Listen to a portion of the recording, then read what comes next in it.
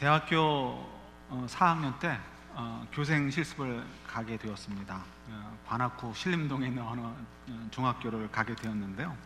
남녀공학이라 아이들이 얼마나 이쁘고 또 순수하고 순진한지 아직도 눈에 선합니다. 가게 되면 이제 첫 주간에는 이제 참관이라는 것을 합니다. 그래서 교실 뒤에 앉거나 서가지고요, 선생님들이 하시는 수업을 보게 되고요. 그다음에 한 주가 지난 다음부터는 이제 제가 수업을 한 달 동안 진행을 하면서 이제 배우고 오게 됩니다. 여러 가지 기억이 나는 것이 있는데 그 중에 한 이야기가 생각이 납니다. 그분이 하신 얘기가 맞는지 틀린지 모르겠어요. 남녀공학이라 이제 올망졸망하는 남학생들, 여학생들이 있는데요. 여자 선생님이었습니다. 젊은 여자 선생님이셨는데 그분이 여학생들에 향해서 이렇게 얘기를 하더라고요. 전후 앞뒤는 제가 기억이 안 나고요, 그 이야기만 기억이 납니다. 너희들이 만약에 집에 있을 때 강도가 들어올 수 있잖아. 강도가 들어오면 어떻게 하면 좋을까? 만약 너희들이 과일을 깎아 먹고 있어서 옆에 과일 깎는 칼이 있으면 그걸 가지고 대항할 수 있겠지, 이런 얘기를 합니다. 그런데 대항을 할 때 잘 해야 된다는 거예요. 어떻게 잘 해야 되냐면은 칼을 쥐는 게 중요하다고 합니다. 그래서 칼을 들고서 이렇게 반항을 하다가 강도가 잘못해서 덤벼가지고 찔러가지고 죽였는데 어떻게 하면 그 정당 방위가 될 수 있고 어떻게 하면 그것이 살인죄가 된다는 거예요. 뭔가 했더니 칼을 이렇게 드는데요, 칼을 위를 향해서 이렇게 들고 반항을 하다가 이 강도를 죽이면은 그건 정당 방위가 된다는 거예요. 그러니까 죽일 의도가 없었다는 거죠. 근데 이걸 이렇게 잡고서 칼을 하다가 죽이면은 이거는 살인죄가 된다는 거예요. 맞는 얘기인지 틀린 얘기인지 모르겠어요. 그러나 맞다고 하고 가정을 한다면 칼을 쥐는 요 자세를 가지고도 그 사람의 마음의 상태를 알 수 있다는 거죠. 이 사람이 정말 살 의리를 가지고 있었느냐, 아니면 정말 죽일 마음은 없었고 자기만을 보호하려는 그런 의도였느냐 하는 것을 알 수 있다는 거죠. 그러니까 어떤 모양을 가지고요, 그 사람의 마음을 확인할 수 있는 길들이 있는 것 같아요. 신앙이 좋다 안 좋다 뭐 이런 얘기들 많이 하죠. 그래서 우리가 신앙이 뭔지 믿음이 뭔지 얘기도 하고요, 어떤 사람이 신앙이 좋다, 어떤 사람이 믿음이 좋다 얘기를 합니다. 누누이 말씀드리지만 봉사 많이 한다고 신앙 좋은 것도 아니고요, 선교 많이 한다고 신앙 좋은 것도 아니고요, 기도 많이 한다고 신앙 좋은 것도 아니에요. 그건 자기의 어떤 기질과 맞아떨어져 가지고 발동이 그게 맞아떨어져 걸리면 무조건 열심을 낼 수 있어요. 그러나 그런 걸 말고 제외하고 진짜 무엇을 가지고 우리가 그 사람의 신앙이 좋은지 안 좋은지를 얘기할 수 있을까요? 뭐 여러 가지가 얘기될 수 있고, 또 한편은 우리가 함부로 판단할 수는 없어요. 그러나 성경이 얘기해주는 정말 신앙, 믿음에 있어서 잣대를 가지고 얘기할 때 가장 기본적인 단어를 뽑는다면 저는 관계다라고 얘기를 하고 싶어요. 관계. 이건 틀림없는 것 같아요. 관계. 믿음은 뭐예요? 관계잖아요. 관계. 하나님과 저의 관계가 믿음이에요. 믿음. 하나님과 저의 관계가 좋으면 어떻게 해요? 믿음이 좋다고 얘기하는 거예요. 믿음이 좋으면 어떻게 해요? 그 다음에 하나님이 주신 은사를 따라서 봉사를 많이 할 분들은 봉사를 할 것이고요, 선교를 많이 할 분들은 선교를 하실 거고요, 기도를 많이 할 분들은 기도를 하실 거고, 모양은 다 다르고 지체마다 은사들은 다 다른 거예요. 그러니까 저희들이 가지고 있는 은사나 어떤 이 모양을 가지고 얘기하면 안 되고, 중요한 건 뭐예요? 우리 자신 스스로가 누굴 판단하자는 의미가 아니고, 내가 지금 하나님과의 관계가 얼마나 뜨거운 관계이냐 아니냐, 하나님의 말씀 한마디 한마디, 하나님이 나를 향해서 어떤 생각을 가지고 계실까, 이런 정말 두근두근 거릴 마음으로 하나님의 관심이 나의 마음이 가 있는가 안 가 있는가를 보면 안다는 거죠. 하나님과의 관계도 마찬가지고요. 인생 살면서 또 중요한 게 뭐가 있을까요? 우리가 정말 미련하게 자꾸 얘기하는 것이 있어요. 인생에서 정말 중요한 건 돈인 것 같고, 건강인 것 같고요, 출세 같고. 그래서 우리가 기도할 때도 이런 걸 가지고 많이 기도를 해요. 그러나 사실은 우리가 조금만 스텝 백 해가지고, just one step만 백 해가지고 생각하면요, 우리 인생 거기에 행복이 달려있지 않은 것을 알아요. 우리가 주님을 띄워놓고도 얘기할 때도, 신앙을 띄워놓고도 얘기할 때도 인생에서 가장 중요한 게 뭐예요? 관계예요. 관계. 그죠? 아무리 돈이 없고 돈이 많고를 떠나서, 건강이 있고 없고를 떠나서 내가 사람들로부터 사랑받는 존재인가 아닌가, 내가 누군가를 사랑할 만한 사람이 있는가 없는가, 그 관계가 건강한 사람은 어떻게 돼요? 행복할 수 있어요. 그러나 이 관계가 불분명하면 어떻게 해요? 그건 절대로 행복할 수 없습니다. 물론 관계에 대해서도 우리가 스스로 속일 수 있어요. 내가 생각할 때 이렇게 하는 것이 관계가 좋은 거라고 스스로 판단해서 움직일 수 있어요. 그러나 그것은 절대로 좋은 열매를 맺을 수 없고요. 우리가 관계를 맺는 것도 성경을 통해서 우리가 하나님의 방법을 알아가고 그 속에서 그렇게 따라가게 될 때 진정한 우리가 또 행복을 누릴 수 있게 되겠죠. 자, 다시 좀 돌아온다면, 우리가 어떤 모양을 가지고 그 마음을 알 수 있는 것처럼 우리 신앙을 확인하는 데 있어서도 우리가 관계를 가지고 확인할 수 있다는 거예요. 왜 우리가 확인을 해봐야 됩니까? 우리가 사는 인생은 한 번 사는 걸로 끝나는 거잖아요. 그렇기 때문에 저희들이 그냥 대충 살면 되는 게 아니고요, 나만 열심히 하면 되는 게 아니고 내가 지금 제대로 가고 있는가 아닌가를 확인하는 것이 굉장히 중요한 거예요. 그래서 사실은 하나님께서 우리 이런 에클레시아, 이 교회를 우리 함께 더불어 이 공동체를 이루면서 살게 하신 이유도 거기에 있는 것이기도 하죠. 오늘 본문에 보면 이 고린도 교회 성도들과 사도 바울의 관계가 계속해서 설명되어지고 있는 것을 보게 됩니다. 우리들 참 마음이 급하죠. 한국 사람 특히 마음이 급한데 유대인들도 마찬가지인 것 같아요. 워낙 기질이 비슷해요. 유대인들도 첫 하나님에 대한 그 마음은 금방 뜨거워졌다가도요, 또 금방 식어버리기도 하고요. 이 한국 사람 냄비 근성하고 좀 비슷한 면도 없지 않게 있는 것 같은 생각도 가져보게 됩니다. 이 고린도 교회 성도들도 정말 이렇게 일반 사람들이 갖는 그런 이렇게 약점을 가지고 있었던 것 같아요. 오늘 본문 보면 첫 단어가 뭐가 나오죠? 7절에 너희는 뭐만 본다고요? 외모만 본다는 거, 외모만 본다는 거. 이게 왜 중요해요? 인생에서 가장 중요한 게 뭐라고요? 신앙에서 가장 중요한 게 뭐라고요? 관계. 이 관계 설정을 좌지우지하는 게 뭐예요? 내가 지금 어떤 마음으로 상대방을 보느냐, 내가 어떤 마음을 가지고 이 관계를 맺느냐를 판가름하는 것이 되잖아요. 그러니까 지금 외모만 본다는 건 뭐냐면 그 사람이, 고린도 교회 성도들이 사도 바울과 혹은 또 그 밖의 사람들, 그 밖의 성도들과 관계를 맺을 때 어떤 마음을 가지고 관계를 맺고 있는가를 표현해주고 있는 이야기예요. 조금만 좀 더 살펴보면 우리 사도 바울의 한번 좀 특징을 보도록 할게요. 사도 바울은 지금 고린도 교회 성도들하고 관계가 안 좋아요. 그런데 이 고린도 교회 성도들, 특히 그 중에 리더십에 있는 사람들이 사도 바울을 좀 우습게 여겼어요. 자기들에게 복음을 전한 우리에게 있어서는 굉장히 큰 선생이요, 사도인 사도 바울이지만 고린도 교회 지도자들이나 고린도 교회 성도들 몇몇 사람들은 특별히 사도 바울을 우습게 여겼어요. 우습게 여긴 이유가 무엇일까? 이유가 있어요. 뭐냐면 오늘 본문 7절에도 보면 딱 두 가지를 얘기하는데, 하나는 뭐냐면 그가 글은 잘 쓴다는 거예요. 글은 우리가 아는 것처럼 로마서라든가 이 사도 바울의 편지를 보면요, 글을 정말 잘 썼다라고 우리가 동의할 수 있어요. 너무너무 어려운 신학적인 문제들도 잘 설명해주고 있고요. 그리고 그의 이 편지들을 보면 얼마나 그가 하나님의 그 은혜의 풍성한 것들을 잘 표현하고 있는 것인가를 저희들이 또 깨달을 수 있습니다. 그러니까 정말 사도 바울은 글 하나만큼은 정말 너무너무 잘 쓰는 거예요. 너무 잘 쓰니까 이 사도 바울에 대해서 이 대적자들조차도 그걸 인정하고 있어요. 부인할 수 없죠. 워낙 증거가 분명하니까. 그런데 그 다음에 나오는 얘기가 뭐예요? 그는 글은 잘 쓰지만 뭘 못한다고요? 말주변이 없다는 거예요. 말주변이 와가지고는 바바바박 되는 거예요. 바바박.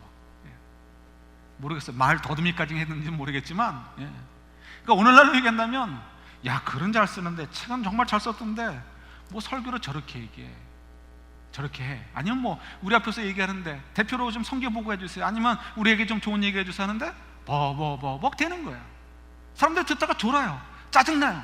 이런 스타일이 어떻게 보면은 사도 바울의 스타일이었다는 거예요. 거기다 더더욱이 플러스 그분의 외모를 추측이지만 성경에 나와 있는 그분의 성품이나 그분에 이렇게 대한 것들을 추측해서 그려놓은 이 그림이에요. 이게 저는 추측이지만 맞을 거라는 생각을 갖는 거죠.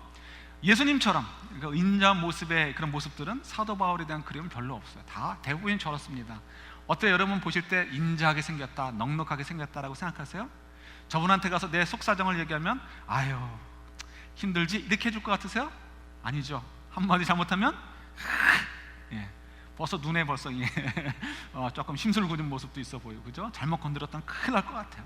실제로 저분이 온화한 성품은 아니고요, 아주 각이진 성품이라 딱 선교사에 그냥 맞는 그런 분이기도 하죠. 그냥 자기 목표만 향해서 쭉쭉쭉 달려가는 그런 분. 그래서 얼마나 많은 문제들을 일으키고 오죽하면 자기가 개척한 교회들에 가서도, 물론 사단이 장난질하는 것도 있지만 오죽하면 그들과 다들 또 관계가 안 좋아지기도 하느냐는 거예요. 그만큼 사도 바울의 성품이 원화하지는 않았다는 거예요. 근데 지금 어떻게 해요? 고린도 교회 성도들이 볼 때는 키 작죠, 머리 벗겨졌죠, 못생겼죠, 예? 거기다가 말도 버벅대죠.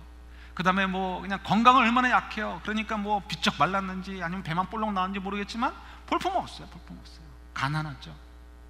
우리가 볼 땐 그가 아무리 공부를 많이 했었고 정말 하나님께서 얼마나 큰 은사를 그에게 주셨는가, 우리는 그 관점에서 볼 수 있지만 지금 얼굴을 대하는 고린도 교회 성도들의 입장에서 뭐만 보이는 거예요? 외모만 보이는 거예요. 그가 가지고 있는 것들만 보이는 거예요. 그러니까 업신여기는 거.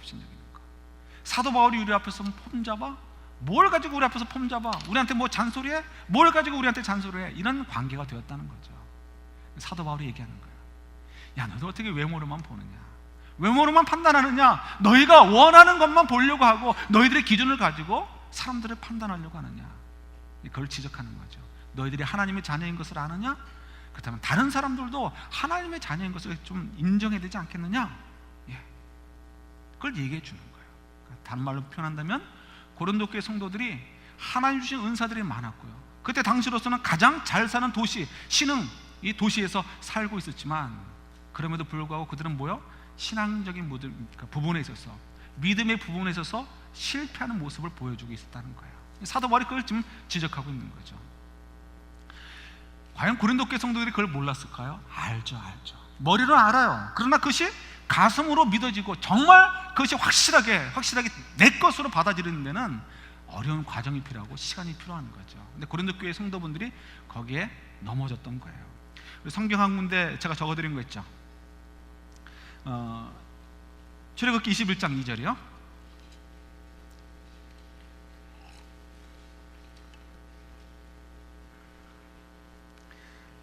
찾아보셔도 좋고 제가 나눠드린 그 시트를 보셔도 좋을 것 같아요. 그럼 같이 한번 읽어볼까요? 내가 히브리 종을 사면 그는 6해 동안 섬길 것이요 7째 해에는 몸값을 물지 않고 나가 자유인이 될 것이며. 예, 이 말씀은 언제 주신 거죠? 우리 지금 요즘 민수기서를 가지고 이렇게 말씀을 묵상하고 있죠. 우리 매일 묵상하고 계시는데 민수기에 대한 설명을 많이 해드렸어요. 지금 어디서 이 말씀을 받는 거예요? 어느 산 밑에서? 시내산 밑에서. 얼마 동안 훈련 받았다고요? 소양교육을 한 1년 동안, 그죠? 한 1년 10개월 이상, 1년 가까이 소양교육을 받았어요. 왜 교육을 받았습니까?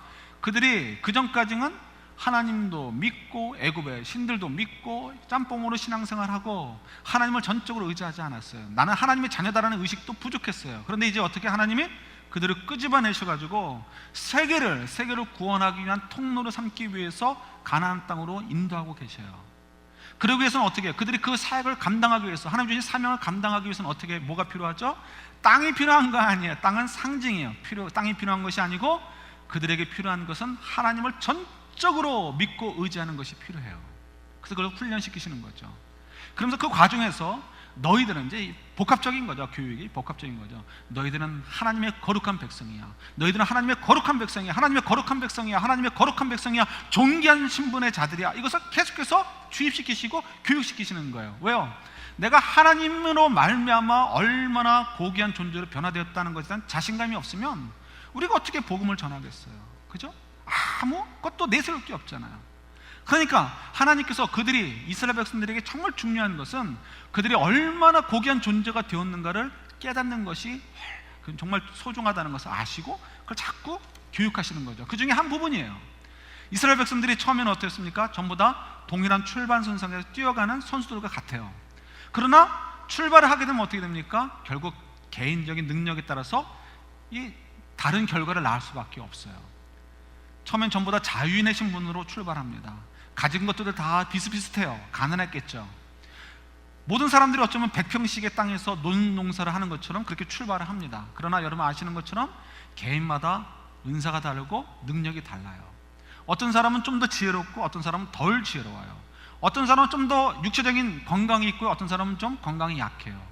어떤 사람은 좀 더 성실하고 어떤 사람은 좀 더 불성실해요.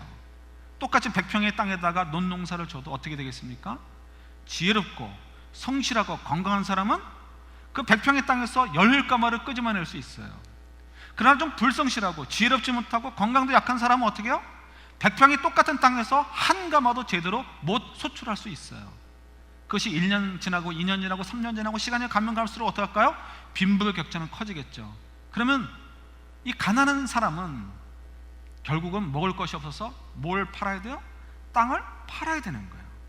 땅을 팔아가지고 지냈는데 역시 또 먹고 살 것이 해결이 안 돼요. 그 다음에 어떻게 돼요? 자기 몸을 팔 수밖에 없는 거예요. 그래서 노예가 되고 종이 되는 거죠. 지금 같은 유대인들을 얘기하는 거예요. 같은 히브리인을 얘기하는 거예요. 그러면 이제 얼마 전까지만 해도 같은 형제였는데 나는 지금 돈이 다 떨어졌어요. 먹고 살 것이 없어요. 우리 자녀들을 먹여 살려야 돼요. 그러면 어떻게 해요? 내가 그 집에 들어가서 나를 당신의 종으로 받아주십시오. 어제까지만 해도 1년 전까지만 해도 나와 사촌간이었고 형제였어요. 그런데 이제는 어떻게 해요?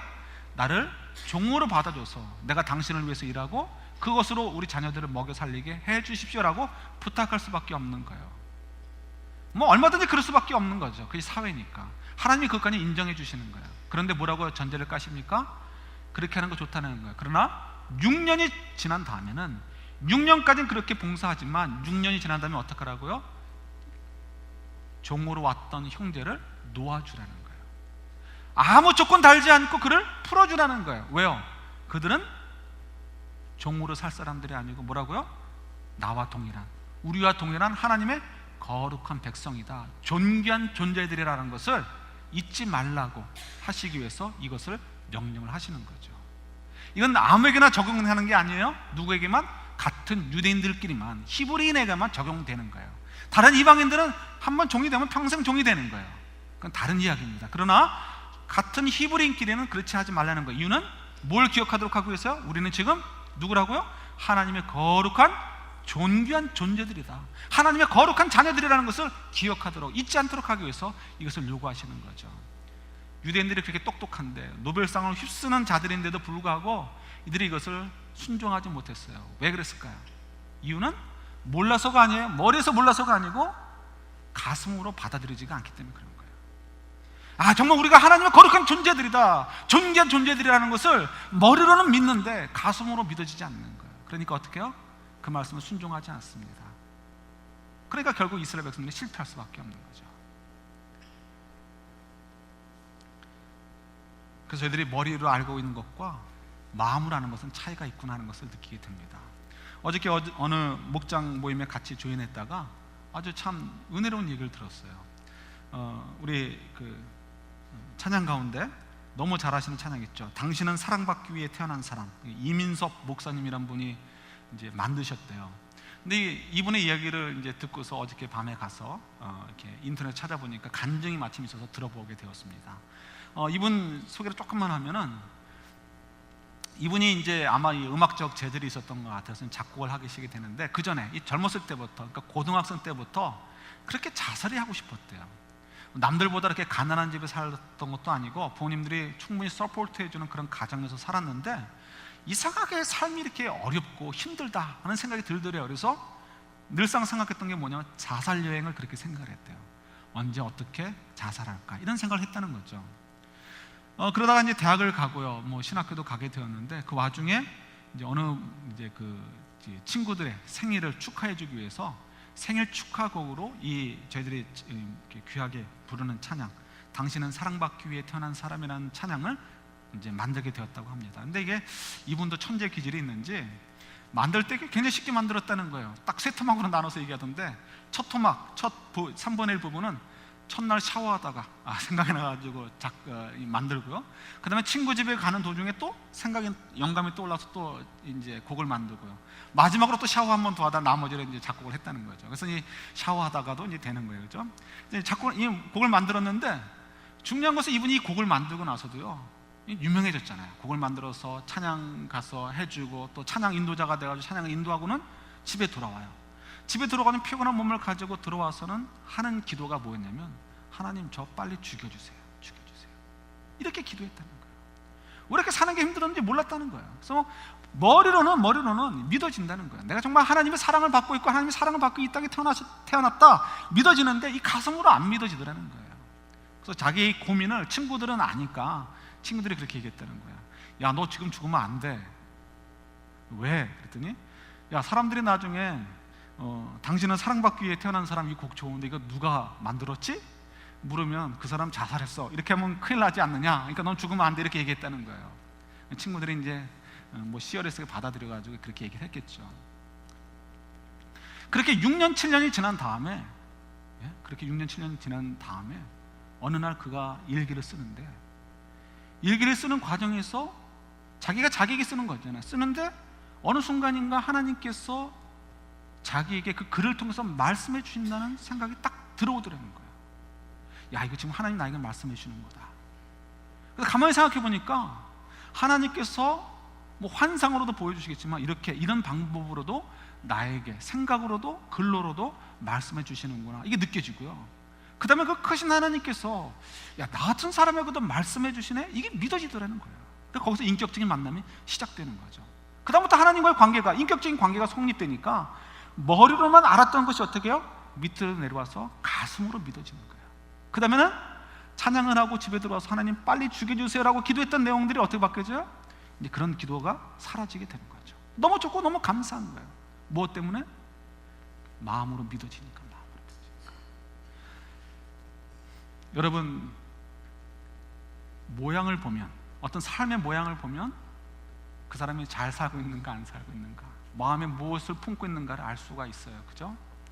한번 생각해 보세요. 여러분 정말 하나님의 자녀가 되었다는 것을 믿으십니까? 예. 속으로 대답해요. 속으로 대답. 한번 점검해 볼까요? 제가 지난 금요일인가요? 이렇게 이제 드라이브를 하다가 갑자기 그 생각이 드는 거예요. 옆에 아내가 있고 뒤에 이제 아들이 있어서 그 생각이 들었는지도 모르겠는데요.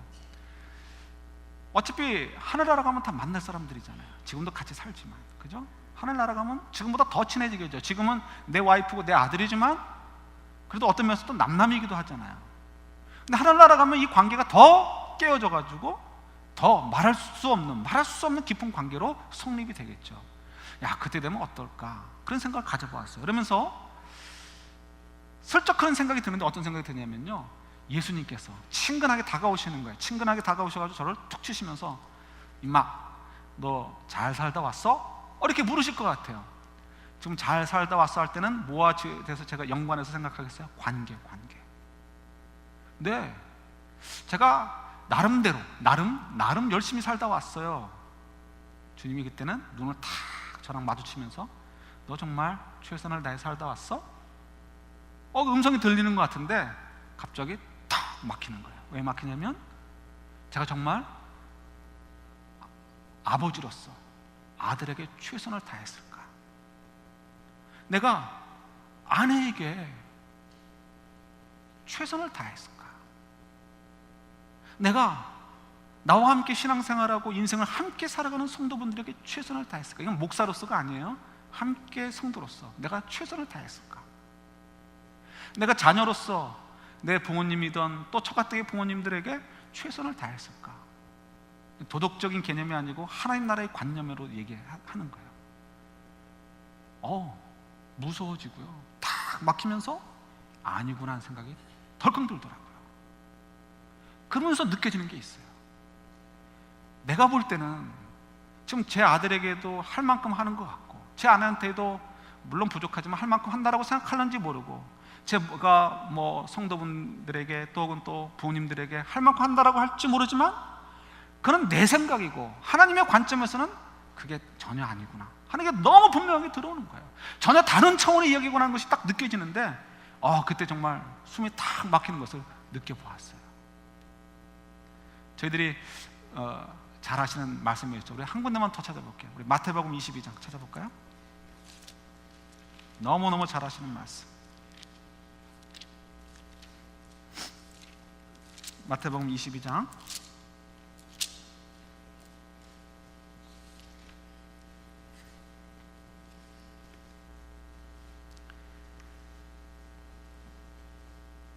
36, 37, 38, 39 읽을게요. 같이 한번 읽어볼까요? 시작. 선생님, 율법 중에서 어느 계명이 크니까? 예수께서 이르시되 내 마음을 다하고 목숨을 다하고 뜻을 다하여 주 너의 하나님을 사랑하라 하셨으니 이것이 크고 첫째 되는 계명이요 둘째도 그와 같으니 내 이웃을 내 자신과 같이 사랑하라 하셨으니. 여러분, 이 말씀을 들으면 어떻습니까? 부담스럽지 않으세요? 아마 조금 신앙에 대해서 진지하시고 여러분들의 책임에 대해서 진지하신 분들은 아마 굉장히 부담이 될 것 같아요. 가뜩이나 힘든 세상인데 뭐 이렇게 또 부담을 저어주시나, 그냥 천국에나 얘기하시고 복이나 주신다고 얘기하시지. 그런데 여기에 사실은 진짜 복이 담겨져 있는 걸 아셔야 돼요. 우리가 사랑하려면 어떻게 되죠? 한마디로 얘기하면 사랑하라는 거예요. 하나님도 사랑하고 이웃도 사랑하라는 거예요. 사랑하라. 사랑하기 위해서는 뭘 해야 돼요? 우리가 하나님을 사랑하기 위해서는 어떻게 되죠? 기도 많이 하면 돼요? 성경 많이 하면 돼요? 다 필요해요. 한마디로 얘기한다면 사랑하기 위해서는 하나님이 어떤 분인가를 알아가야 돼요. 그죠? 막연하게 하나님 천지를 창조하신 분, 심판하시는 분, 온 우주의 주인이신 분, 이것만 가지고는 하나님을 사랑하는데 부족해요. 머리로가 아니고 가슴으로 사랑하기 위해서는 인격적인 관계가 형성이 되어야 돼요. 그러기 위해서는 어떻게 해요? 하나님을 알아가야 돼요. 그러니까 하나님이 어떤 분일까? 하나님이 나에 대해서 어떤 관심을 가질까? 자꾸 하나님의 관점에서 생각하고 하나님 하게 되는 거죠. 또 마찬가지예요. 이웃을 사랑하라. 이웃은 뭐예요? 우리 가족 밖에 얘기하는 게 아니에요. 그러니까 내가 오늘 마침 또 부부싸움하고 갔으면 이 왼수는 내가 사랑하는 얘기는 아니겠지, 이게 아니에요. 그죠? 이 당연히 모든 사람을 얘기하는, 모든 사람, 거기엔 나도 들어가요. 나도 너 자신처럼 살아가는 건 뭐예요? 내가 나를 사랑하지 않는데 어떻게 다른 사람을 사랑해요? 그러니까 사랑하라고 할 때는 거기는 모두가 들어가는데, 생각해 보세요. 내가 누구누구를 사랑하는가? 그 사람을 사랑하려면 어떻게 돼요? 어쩔 수 없이 그 사람에 대해서 알아가는 방법밖에 없어요. 제가 제 아들을 사랑하거나 아내를 사랑하기 위해서는 어떻게 돼요? 아들이 원하는 게 무엇이고 아내가 원하는 것이 무엇인가를, 또 그 사람의 생각이 어떤가를 알아야 사랑할 수가 있어요. 그죠? 사랑은 뺏는 게 아니에요. 쟁취하는 게 아니고, 그죠? 사랑은 함께 만들어가는 거잖아요. 그런 면에서 참 저희들이 사랑이라는 것은 그렇구나, 관심을 갖는 거고 알아가는 거구나, 생각하는 것이구나 하는 것을 라고 우리가 얘기할 수 있을 것 같아요. 여러분, 유니폼 아십니까? 유니폼을 왜 입을까요? 유니폼을 입는 이유 중에 여러 가지가 있겠지만 그 중에 하나는 이거 있는 것 같아요. 유니폼을 입으면 저는 제가 입은 유니폼이 보여요? 안 보여요? 안 보입니다. 그죠? 거울을 보고 단정할 때면 안 보여요. 그러나 사방 나의 동료들이 전부 다 유니폼을 입고 있어요. 그러면 어떻게 돼요? 그 유니폼이 상징하는 것이 머릿속에 그대로 남아요. 그죠? 만약 군복을 입으면 군복에서 나오는 이렇게 견장이라 해야 되나? 마크 같은 게 있죠. 마크를 보면서 이렇게 다른 마음의 자세를 가져요. 제가 있던 부대는 마크가 없어요. 못 달게 되어 있어요. 그러니까 어떻게 해요? 그걸 보면서 우리는 뭘 생각해요? 우리는 말 조심하고 입 조심해야 된다. 우리는 그 국가를 위해서 그렇게 해야 된다 하는 것들이 어떻게 해요? 마음속에 자리 잡는 거예요. 마음속에 자리를 잡는 거죠. 사실은 어떻게 보면 우리가 하나님을 생각하고 이웃들을 생각하고 그들을 사랑하기 위해서 그들이 뭘 생각하고 관심이 무엇이고 그들이 얼마나 존귀한 존재인가를 자꾸 보게 되면 어떻게 돼요? 그들이 우리의 유니폼이 되어지는 거예요. 그분들을 볼 때마다 어떻게 돼요? 야, 이 존귀한 사람, 비록 나보다 가난하고, 비록 나보다 공부도 못했고, 비록 나보다 언면의 지혜도 없고, 비록 나보다 건강도 약하고, 비록 좀 어리숙한 사람이라 할지라도 그 사람을 사랑하기 위해서 그 사람의 유니폼을 보는 거예요. 어떤 유니폼? 하나님 나라의 유니폼을 보는 거예요. 보면 뭐가 보여? 하나님이 너무너무 사랑하시는 존귀한 존재이구나, 너무너무 사랑하시는 존귀한 존재이구나 하는 것을 보게 되는 거예요. 사랑하려고 보게 되는 거예요. 그러면 어떻게 돼요? 그분이 존귀한다는 것을 깨달으면 깨달을수록 나도 얼마나 존귀한 존재인가를 깨닫게 되어지는 거예요. 그죠? 나도 얼마나 존귀한 존재인가를 깨닫는 건 뭐예요? 하나님이 얼마나 귀한 분이고 하나님의 사랑이 우리에게 얼마나 크게 다가와 있는 것을 깨닫게 되는 것이고요. 그러면 삶의 차원이 달라지게 되는 거죠.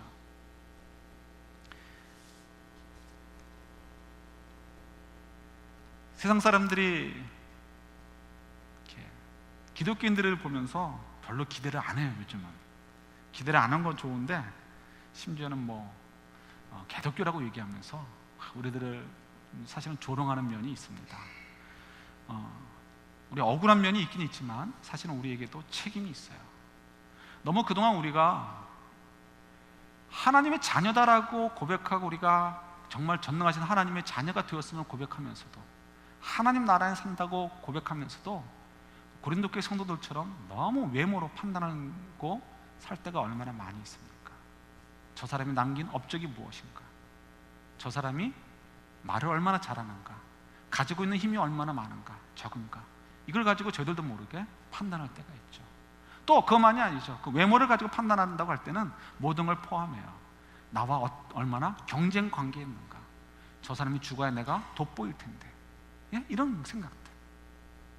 그러니까 저희들이 어느덧 이것이 뭐 교회 안에서도 있고요, 성교지 안에서도 있고, 어느 곳에서 사실 그리스도인들은 곳에 사랑이 있기보다는 어떤 면에서 경쟁이 있고요, 서로 이런 갈등이 남아 있고. 왜요? 이유가 뭐죠?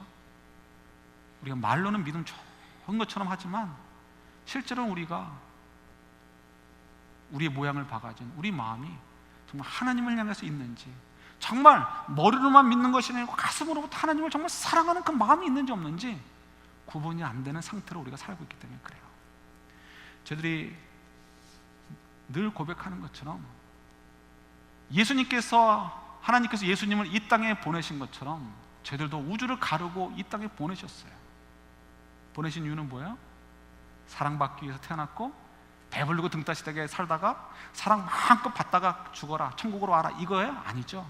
하나님의 사랑 받으면서 보내는 것도 우리를 사랑하시니까 이 땅에 보내신 것이고, 그리고 보내시고 그냥 내버려 두시지 않으시고 성령의 은사들을 주신 이유, 임마누엘을 해주시는 이유도 우리를 사랑하시니까 그렇게 해주시는 것이고, 우리에게 사명을 주신 것도 우리를 사랑하시니까, 그리고 또 상급도 주신대요.